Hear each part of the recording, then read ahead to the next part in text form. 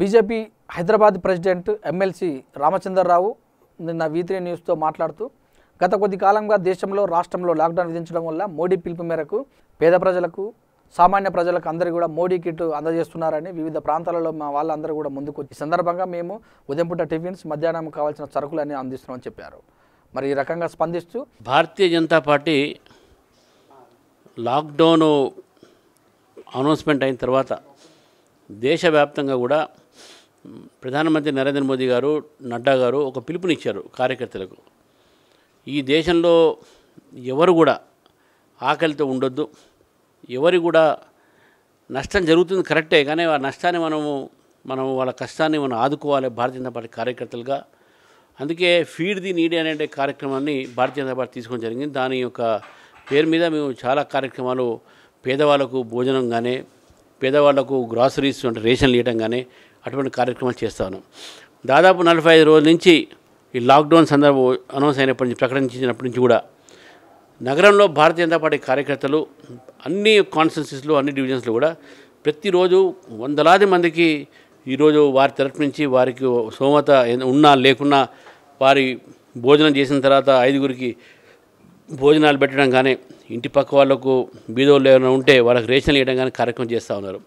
ఈరోజు కంటోన్మెంట్లో ward number 6లో Sai Prasad గారి యొక్క నేతృత్వంలో మా శ్రీశైలం యాదవ్ గారు అదేవిధంగా మా కంటోన్మెంట్ కన్వీనర్ అయిన శ్రీశైలం యాదవ్ గారు వారిద్దరూ కూడా కలిసి నిర్వహించడం జరిగింది.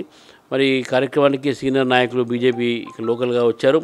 అదేవిధంగా మా యువమోర్చా అధ్యక్షుడు వినయ్ కుమార్ గారు కూడా ఈ కార్యక్రమం రావడం జరిగింది. ఇక్కడ దాదాపు హైదరాబాద్లో మేము 50,000 మందికి ప్రతిరోజు హైదరాబాద్ మొత్తంలో కూడా మేము ఈ యొక్క గ్రాసరీస్ కిట్ మోదీ కిట్ అనే పేరు పెట్టాం. దానికి మోదీ కిట్ ఇస్తూ ఉన్నాం.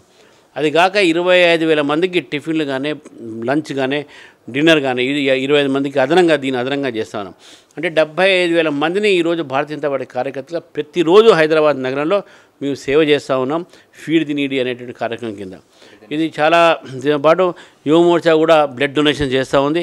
ఆ బ్లడ్ డొనేషన్ కార్యక్రమంలో ప్లాస్మా సర్జరీ చేయడమో లేకుంటే వారి బ్లడ్ గ్రూపు నమోదు చేయడమో తర్వాత బ్లడ్ కూడా డొనేట్ చేసి ఈ యొక్క సమయంలో ఈ యొక్క ఆపద సమయంలో భారతీయ జనతా పార్టీగా మేము సమాజానికి కానీ దేశానికి కానీ ఈ విధంగా సేవ చేస్తూ ఉన్నాం.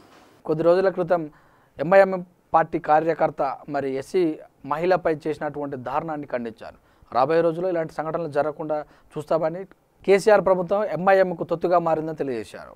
ఈ రకంగా వారు మాట్లాడుతూ మొన్న చాదర్ఘాట్లో కమల్ నగర్ అనేటటువంటి ప్రాంతంలో ఒక దళిత అమ్మాయి 15 సంవత్సరాలు, ఆమె ఆర్ఫను, తాత నానమ్మ తప్ప ఆమెకు ఎవరు లేరు.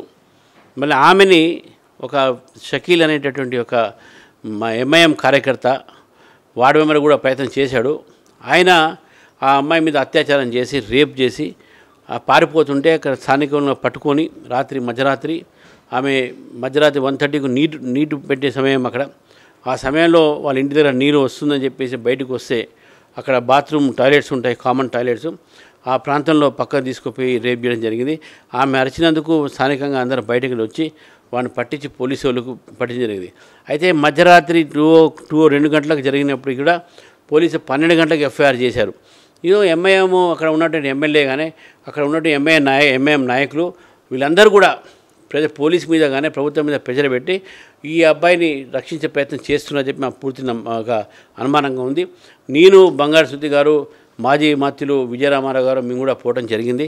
అక్కడ పోయిన తర్వాత మేము చూసాము. ఆ అమ్మాయి ఒక తాతల ముత్తాతలు మాట్లాడడం జరిగింది. ఆ అమ్మాయితోని బంగారు శృతి గారు కూడా మహిళా నాయకులు కాబట్టి మాట్లాడడం జరిగింది. అయితే మేము మాట్లాడుతున్న సమయంలో అక్కడ స్థానిక ఎమ్మెల్యే బలాలా అనేటటువంటి ఎంఐఎం ఎమ్మెల్యే అక్కడ వచ్చిన తర్వాత రాజకీయం చేసే ప్రయత్నం చేసి ఆ అమ్మాయి కూడా మా ఎంఐఎం పార్టీ కార్యకర్త వాళ్ళ బ్రదర్ కార్యకర్త అని చెప్పి అబద్ధాలు ఆడుకుంటూ బంగారు శృతి పేరు ఎప్పుడైతే వచ్చిందో ఆమెని దూషించడము అవమానపరిచేటట్టు వారు వ్యాఖ్యలు చేశారు. ఆ ఒక చేసేటటువంటి వ్యాఖ్యలపైన భారతీయ జనతా పార్టీ తీవ్రంగా ఖండిస్తూ నిన్న దళిత్ మోర్చా వాళ్ళు దాని మీద నిరసన చేశారు. రేపు భారతీయ జనతా పార్టీ నగరంలో నాయకులందరూ కూడా రేపు నిరసన మేము మా ఇళ్లలో మేము కూర్చొని మేము నల్ల బ్యాడ్జీలు పెట్టుకొని ఎంఐఎం ఎమ్మెల్యే బలాల మీద యాక్షన్ తీసుకోవాలి అని చెప్పేసి మేము డిమాండ్ చేస్తూ ఈ కార్యక్రమం తీసుకుంటాం. ఒక దళితుల మీద ఎంఐఎం చేస్తున్నటువంటి యొక్క వ్యాఖ్యలు కానీ అత్యాచారాలు కానీ ప్రజలు చూడాలి. చాలా బాధ అనిపిస్తుంది ఏంటంటే మీడియా కూడా దీన్ని చూపెట్టట్లేదు.